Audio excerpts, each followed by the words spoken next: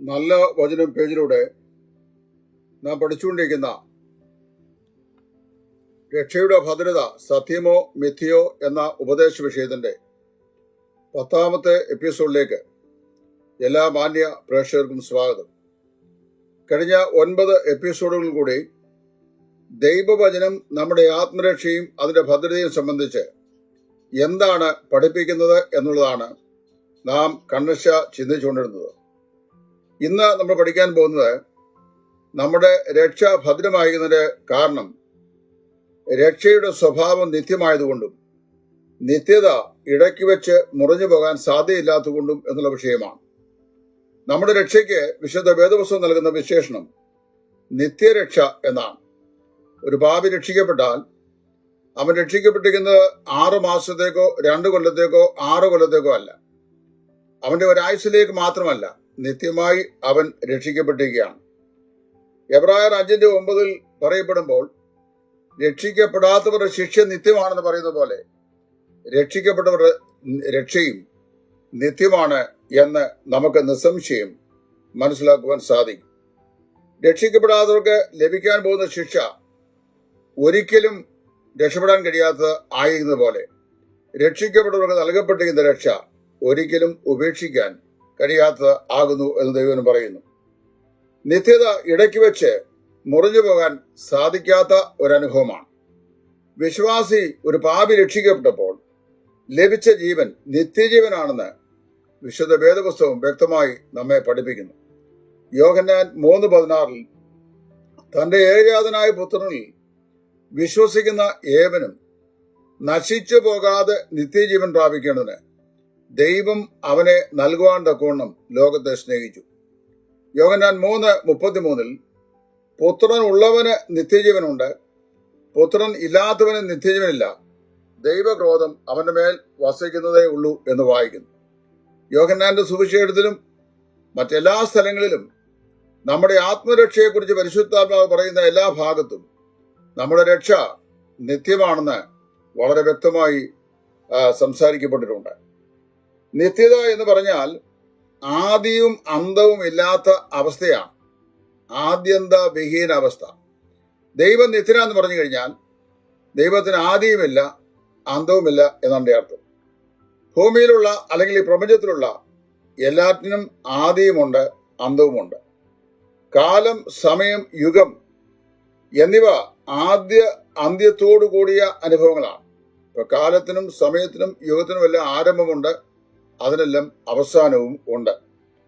ഒരു ആരംഭം ഉണ്ടായിട്ട് 1 സെക്കൻഡ് ആകുന്നു. ഒരു ആരംഭം ഉണ്ടായി കഴിയുമ്പോൾ അവിടെ മുതൽ സമയത്തെ നമ്മൾ അളക്കാൻ തുടങ്ങുകയാണ്.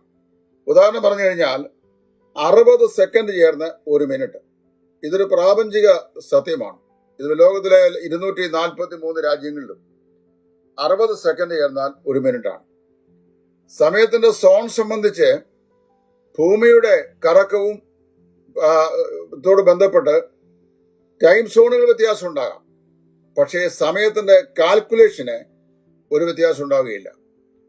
അന്റാർട്ടിക്കയിലും അലാസ്കയിലും ഇവിടെ ഏഷ്യയിലും യൂറോപ്പിലും അമേരിക്കയിലും ഓസ്ട്രേലിയയിലും എല്ലാം 60 സെക്കൻഡ് ചേർന്നാൽ 1 മിനിറ്റാണ്. 60 മിനിറ്റ് ചേർന്ന് 1 മണിക്കൂറാകും. അതേസമയത്ത് 24 മണിക്കൂറുകൾ ചേർന്ന് 1 ദിവസം. ദിവസങ്ങളാൽ മാസവും ആണ്ടും ഉണ്ടാകുന്നു. ഇതെല്ലാം ആരംഭിക്കുകയും അവസാനിക്കുകയും ചെയ്യുന്നു. ഇതെല്ലാം ഈ കാലത്തിന്റെ വ്യവസ്ഥിതിയാണ്. ഈ ഭൂമിയോട് ബന്ധത്തിലാണ് ദൈവം ആ ക്രമീകരണം ചെയ്തിരിക്കുന്നത്. അവൻ ഭൂമിയിലെങ്ങും കുടിയിരിക്കേണ്ടതിന് ഒരുവനിൽ നിന്ന് മനുഷ്യജാതിയൊക്കെ ഒഴിവാക്കി അവന്റെ നിവാസത്തിന്റെ കാലവും സംവത്സരങ്ങളും വച്ചിരിക്കുന്നു എന്ന് പ്രവൃത്തികളുടെ പുസ്തകം 17-ാം അധ്യായത്തിൽ അപ്പോസ്തലനായ പൗലോസ് ശ്ലീഹയും പറയുന്നുണ്ട്. ഇത് നമുക്ക് ചിന്തിക്കുവാനും ഗ്രഹിക്കുവാനും സാധിക്കുന്ന കാര്യമാണ്. സമയത്തെയും കാലത്തെയും യുഗത്തെയും കുറിച്ച് പറയുമ്പോൾ അതെല്ലാം ആദ്യവും അന്തവുമുള്ള അവസ്ഥയാകിയാൽ നമുക്ക് സമയത്തെയോ കാലത്തെയോ ദിവസത്തെയോ മാസത്തെയോ സംവത്സരത്തെയോ ഒരു യുഗത്തെയോ നമുക്ക് കൃത്യമായി ഗ്രഹിക്കുവാൻ സാധിക്കും. വിശുദ്ധ വേദപുസ്തകം പഠിപ്പിക്കുന്ന അനുസരിച്ച് നാം ജീവിക്കുന്നത് കൃപായുഗത്തിലാണ്. അതിന്റെ ദൈർഘ്യം എത്രയാണെന്ന് നമുക്കറിയാൻ വയ്യ. എങ്കിലും ലഭിക്കപ്പെട്ടിരിക്കുന്ന തിരുവെഴുത്തുകളുടെ വെളിപ്പാടനുസരിച്ച് പെന്തിക്കോസ് നാൾ സഭ ഉണ്ടായത് മുതൽ നമ്മുടെ കർത്താവായ യേശു ക്രിസ്തു സഭയെ പൂർത്തീകരിച്ച് അതിനെ കൈക്കൊള്ളുവാൻ സ്വർഗത്തിൽ നിറങ്ങി വരുന്ന സമയം വരെ, അല്ലെങ്കിൽ സഭയുടെ ഉൽപ്രാപണ ദിവസം വരെ ഉള്ള കാലഘട്ടത്തെ കൃപായുഗം എന്ന പേരിലാണ് അറിയപ്പെടുന്നത്. അപ്പൊ ആരെങ്കിലും കൃപായുഗത്തെക്കുറിച്ച് ഒരു വേദവിദ്യാർത്ഥിയോട് ചോദിച്ചാൽ, കൃപായുഗത്തിന് ഒരാരംഭമുണ്ട്, അതിനൊരു പര്യവസാനമുണ്ട് എന്ന് പറയും. അത് എപ്പോൾ മുതൽ എപ്പോൾ വരെയാണ് എന്ന് പറയും. പറയാനായിട്ട് സാധിക്കും. അങ്ങനെയുള്ള വെളിപ്പാടുകൾ ദൈവവചനത്തിൽ നമുക്കുണ്ട്. അതുകൊണ്ട് ആ കാര്യങ്ങളെ നമുക്ക് മനസ്സിലാക്കാനായിട്ട് സാധിക്കുകയും ചെയ്യും. ഇത് നമുക്ക് ചിന്തിക്കാനും ഗ്രഹിക്കാനും കഴിയുന്ന അവസ്ഥയാണ്. എന്നാൽ നിത്യത എന്ന് പറയുന്നത് നമുക്ക് ചിന്തിക്കാനും ഗ്രഹിക്കാനും കഴിയാത്ത അവസ്ഥയാണ്. ഇപ്പൊ നമ്മളെല്ലാം മനുഷ്യരെല്ലാം 3 ഡയമെൻഷണൽ ബീങ്ങുകളായിട്ടാണ് സൃഷ്ടിക്കപ്പെട്ടുള്ളത്. നീളം, വീതി, ഉയരം അല്ലെങ്കിൽ ആഴം, ഈ 3 കാര്യങ്ങളെ മാത്രമേ നമുക്ക് ഗ്രഹിക്കാനായിട്ട് കഴിയുള്ളൂ. ഇപ്പൊ മനുഷ്യൻ man is A 3 dimensional being എന്ന് പറയും. ത്രിമാന സ്വഭാവമുള്ളവനാണ്. എന്നാൽ ദൈവം എന്ന് പറയുന്നത് 4th ഡയമെൻഷൻ സ്ഥിതി ചെയ്യുന്ന ഒരാളാണ്. അതുകൊണ്ട് ദൈവത്തെ സംബന്ധിച്ച് അവഗാഹമായി നമുക്ക് ഗവേഷണം ചെയ്ത് പഠിക്കാനായിട്ട് സാധിക്കില്ല. അവിടുന്ന് അനാദിയായും ശാശ്വതമായും നിത്യനായി നിലകൊള്ളുന്ന പ്രതിഭാസമായതുകൊണ്ട് നമുക്ക് ദൈവത്തെ നിത്യൻ എന്ന് പറയും. അപ്പൊ ദൈവ സൃഷ്ടിയെ അളക്കുവാനുള്ള ഒരു മാനമാണ് സമയം, കാലം, സംവത്സരം എന്നൊക്കെ പറയുന്നത്. അതുകൊണ്ട് അത് അളക്കാനും മനസ്സിലാക്കാനും എണ്ണുവാനും തിട്ടപ്പെടുത്താനും ഒക്കെ നമുക്ക് സാധിക്കും. എന്നാൽ ആരംഭവും അവസാനവും ഇല്ലാത്ത അനുഭവമാണ് നിത്യത എന്ന് പറയുന്നത്. അതുകൊണ്ട് അതിനെ ഗ്രഹിക്കാൻ നമുക്ക് പ്രയാസമാണ്. ഒരാള് നിത്യതയിലേക്ക് എന്ന് പറയുമ്പോൾ നമുക്ക് അതിനെ എവിടെ കൊണ്ടാണ് നമുക്കതിനെ ഉൾക്കൊള്ളാൻ സാധിക്കുക? നിത്യതയ്ക്ക് ആരംഭമില്ല, അതിന് അവസാനവുമില്ല. അതുകൊണ്ട് ഇത് ഊഹിക്കാൻ പോലും നമുക്ക് സാധിക്കുകയില്ല. അങ്ങനെയാണെങ്കിൽ ആ നിത്യത നമ്മുടെ ബുദ്ധിക്ക് ഒതുങ്ങാത്തതും നമ്മുടെ ബുദ്ധിയിൽ ഊഹിച്ച് ഗ്രഹിക്കാൻ കഴിയാത്തതുമായിരിക്കെ ഇടയ്ക്ക് വെച്ച് ആ നിത്യത മുറിഞ്ഞു പോകുമെന്ന് ചിന്തിക്കാൻ ഒരിക്കലും സാധിക്കില്ല. അതിൽ യാതൊരു കോഹറൻസുമില്ല. കർത്താവിൽ നാം വിശ്വസിച്ചപ്പോൾ നാം നിത്യത എന്ന അനുഭവത്തിൽ സ്ഥിതി ചെയ്യുന്ന ജീവനിൽ ആരംഭിക്കുകയും ആ ജീവൻ നമ്മിലാകുകയും നാം നിത്യജീവൻ പ്രാപിക്കുകയും ചെയ്യുന്നു. എപ്പോൾ കർത്താവായ യേശുവിനെ ഒരു പാപി രക്ഷിതാവും കർത്താവുമായി ഹൃദയത്തിൽ സ്വീകരിച്ചോ, അപ്പോൾ എന്ത് ചെയ്തു? ആ നിത്യത എന്ന് പറയുന്ന അനുഭവം നമ്മളുടെ ജീവിതത്തിലാകുകയും ആ ജീവൻ നമ്മിലേക്ക് പ്രവേശിക്കുകയും നാം നിത്യതയുടെ ജീവനിലേക്ക് പ്രവേശിക്കുകയും ചെയ്തിരിക്കുന്നു. അത് നമ്മിലായി തീർന്നിരിക്കാൻ നമുക്ക് നിത്യതയുടെ അനുഭവം രക്ഷിക്കപ്പെടുമ്പോൾ തന്നെ ലഭിക്കുന്നു. എന്നാൽ ആ ജീവന് ആരംഭമില്ല. അതായത് നമുക്ക് ലഭിച്ച ജീവന് ആരംഭമില്ല, നാം അത് പ്രാപിച്ചതിന് ആരംഭമുണ്ട്. വ്യക്തമായി ഞാൻ പറയാം, നിത്യജീവൻ ആരംഭമില്ല. അവൻ സത്യദൈവവും നിത്യജീവനുമാകുന്നു കർത്താവായ യേശുക്രിസ്തുവിനെ കുറിച്ച് യോഹന്നാൻ പറയുന്നു. സത്യദൈവവും നിത്യജീവനുമായ യേശുക്രിസ്തുവിന് ആരംഭമില്ല. അവിടുന്ന് ആരംഭ വിഹീനനാണ്, ആദ്യന്ത വിഹീനനാണ്. 110 സങ്കീർത്തനത്തിൽ അവന്റെ പൗരോഹിത്യത്തെ കുറിച്ച് പറയുമ്പോൾ അവൻ മെൽക്കീസേദെക്കിന്റെ ക്രമപ്രകാരം എന്നേക്കും ദൈവത്തിന് മഹാപുരോഹിതൻ എന്ന് സത്യം ചെയ്തു അനുദപിക്കില്ലെന്നാ പറയുന്നത്. പറഞ്ഞു കഴിഞ്ഞാൽ ആദ്യമില്ലാത്ത, ആരംഭമില്ലാത്ത, അവസാനമില്ലാത്ത പൗരോഹിത്യമാണ് ക്രിസ്തുവിന്റെ പൗരോഹിത്യം പറയുകയാണ്. പുത്രന്റെ പുത്രത്വത്തിനും എന്തില്ല? ആരംഭമില്ല. പിതാവിന്റെ പിതൃത്വത്തിനും ആരംഭമില്ല. വളരെ വ്യക്തമായി പഠിക്കേണ്ട വിഷയമാണ്. ദൈവം എന്ന് വെച്ചാൽ നമ്മള് ഈ ബൈബിൾ എന്ന് പറയുന്ന വിഷയമാണ് ഇപ്പോൾ വേറൊരു പാഠ്യപദ്ധതി പഠിച്ചുകൊണ്ടിരിക്കുന്നത്. അത് കഴിഞ്ഞ് യേശു ക്രിസ്തുവിനെ കുറിച്ച് പഠിക്കാനായിട്ടുള്ള അവസരമുണ്ടായാൽ അപ്പോൾ അവിടെ വെച്ച് കർത്താവായ യേശു ക്രിസ്തുവിന്റെ നിത്യത്വം എന്ന് പറയുന്ന സ്വഭാവത്തെ ഞാൻ പറയാൻ ആഗ്രഹിക്കുന്നുണ്ട്. പലപ്പോഴും സഭാചരിത്രത്തിൽ ചോദ്യം ചെയ്യപ്പെട്ടുള്ള ഒരു വിഷയമാണ് ക്രിസ്തുവിന്റെ നിത്യത്വം എന്ന് പറയുന്ന സ്വഭാവം. അറിയൂസ് എന്ന് പറയുന്ന വേദവിപരീതി അവിടെ സഭയുടെ ആദ്യത്തെ കൗൺസിലിൽ ആ കൗൺസിൽ വെച്ച് നേഷ്യൻ കൗൺസിൽ വെച്ച് ഉന്നയിച്ച ഒരു ചോദ്യമാണ്. ഇപ്പൊ കർത്താവായ ഒരു പ്രമേയമാണ് ക്രിസ്തുവിന്റെ നിത്യത്വത്തിന്റെ നിരാകരണം. അവിടെ വെച്ച് അഥാനിയാസിയസ് എന്ന് പറയുന്ന പിതാവ് അദ്ദേഹത്തോട് ചോദിച്ച വളരെ ബൗദ്ധികമായ ഒരു ചോദ്യമുണ്ട്. ക്രിസ്തു ആരുടെ പുത്രനാണെന്ന് ചോദിച്ചു. അദ്ദേഹം ദൈവത്തിന്റെ പുത്രനാണ് എന്ന് പറഞ്ഞു. എന്ന് മുതലാണ് അവൻ ദൈവത്തിന്റെ പുത്രനാണ് എന്ന് ചോദിച്ചു കഴിഞ്ഞപ്പോൾ അദ്ദേഹത്തിന്റെ വാക്ക് വളരെ വിചിത്രമായിരുന്നു. നിത്യതയ്ക്ക് അല്പം താഴേന്ന് ദൈവം പിതാവായ ദൈവം നിത്യനാണെന്ന് സമ്മതിക്കാതിരിക്കാൻ അറിയൂസിന് സാധിക്കുകയില്ല. കാര്യം ബൈബിൾ നിത്യനാണെന്ന് പറഞ്ഞിട്ടുണ്ട്. അപ്പോൾ പുത്രന്റെ നിത്യത്വം അവന്റെ പുത്രത്തെ എവിടെ മുതൽ ആരംഭിച്ചു വെച്ചപ്പോൾ നിത്യതയ്ക്ക് അല്പം താഴെ, അതാ പുത്രൻ ആരംഭമാണെന്ന് വരുത്താൻ വേണ്ടിയാണ്. എന്നാൽ അഥാനിയോസ് കൗൺസിൽ വെച്ച് അദ്ദേഹത്തോട് ഇപ്രകാരം പറഞ്ഞു, നിത്യനായ പിതാവിന്റെ നിത്യനായ പുത്രനാണ് കർത്താവായ യേശു. ആകയാൽ പിതാവിന്റെ പിതൃത്വത്തിനാകട്ടെ പുത്രന്റെ പുത്രത്വത്തിനാകട്ടെ ആരംഭമില്ല, അവസാനമില്ല. പിതാവ് നിത്യൻ, പുത്രനായ ക്രിസ്തുവും നിത്യൻ, പരിശുദ്ധാത്മാവും നിത്യൻ. അങ്ങനെ നിത്യനായ ദൈവപുത്രന്റെ നിത്യജീവനാണ് പാപി രക്ഷിക്കപ്പെടുമ്പോൾ അവന്റെ ഹൃദയത്തിലേക്ക്, ജീവിതത്തിലേക്ക് പ്രവേശിച്ചത്. അവനിൽ പ്രവേശിച്ചപ്പോൾ ആ ജീവന് അവനിലൊരു ആരംഭമുണ്ടെങ്കിലും ആ ജീവൻ അതിൽ തന്നെ ഇതില്ല, ആരംഭമില്ല. അത് നിത്യമായ സ്വഭാവമാണ്. എന്നാൽ അതിന് അവസാനമില്ലാത്തതിനാൽ ആയിത്തീർന്നിരിക്കുന്ന നിത്യജീവന്റെ അനുഭവത്തിന് അവസാനമില്ല. നിത്യജീവൻ അതിൽ തന്നെ ആരംഭമില്ലാത്തതുകൊണ്ടും നിത്യജീവൻ അതിൽ തന്നെ അവസാനമില്ലാത്തതുകൊണ്ടും നാം ആയിത്തീർന്നിരിക്കുന്ന നിത്യജീവന്റെ അനുഭവത്തിനും ഇതില്ല, യാതൊരു അറുതിയും ഇല്ല.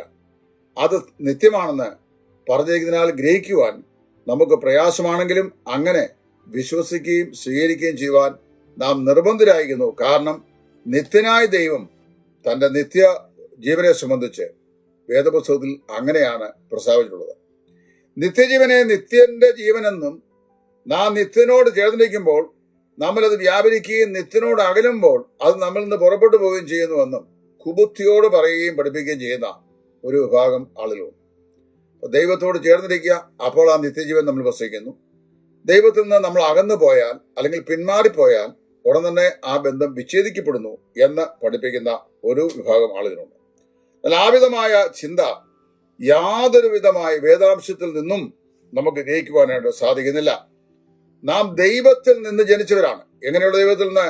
നിത്യനായ ദൈവത്തിൽ നിന്ന് ജനിച്ചവരാണ്. അപ്പൊ നിത്യനായ ദൈവത്തിൽ നിന്ന് ജനിച്ച നമുക്ക് ജനനത്തോടനുബന്ധിച്ച് നമ്മുടെ ജീവൻ സ്ഥിതി ചെയ്യുകയാണ് ചെയ്യുന്നത്. നിത്യനായ ദൈവത്തിൽ നിന്ന് ജനിച്ചാൽ നിത്യജീവനാണ്.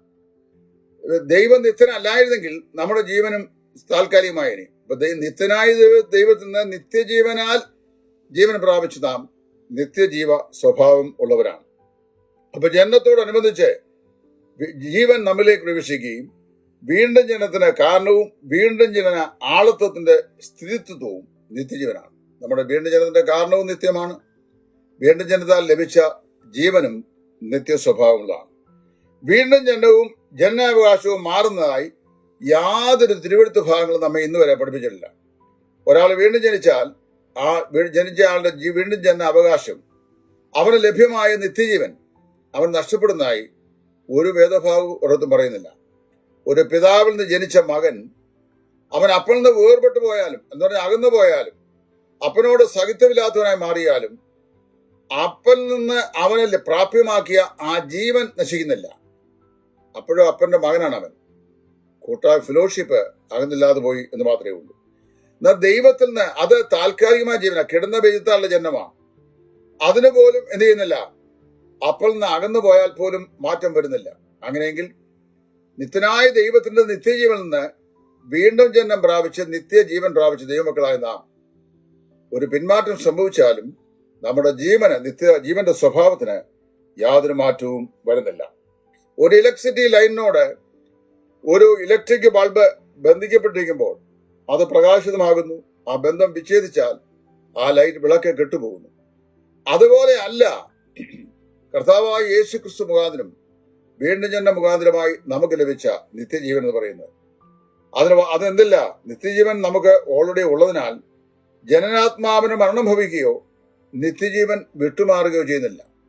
വീണ്ടും ജനിച്ച വിശ്വാസി പിന്നീടൊരു പാപം ചെയ്തു പോയാൽ, ഇത് പറയുമ്പോൾ പറയുന്നറിയാമോ, ഞാൻ പാപം ചെയ്യാൻ പ്രേരിപ്പിക്കുന്നു അല്ലെങ്കിൽ എന്നെ പ്രോത്സാഹിപ്പിക്കുന്നതാണ്. വീണ്ടും ജനനം പ്രാപിച്ചൊരു വിശ്വാസി ഒരു പാപം ചെയ്തു പോയാൽ വീണ്ടും ജനനം പ്രാപിച്ച അനുഭവത്തിന് മരണമുണ്ടാകുന്നതായി വേദപുസ്തകത്തിൽ പറഞ്ഞിട്ടില്ല. എന്നാൽ ചില കുബുദ്ധികൾ അത് പഠിപ്പിക്കാറുണ്ട്.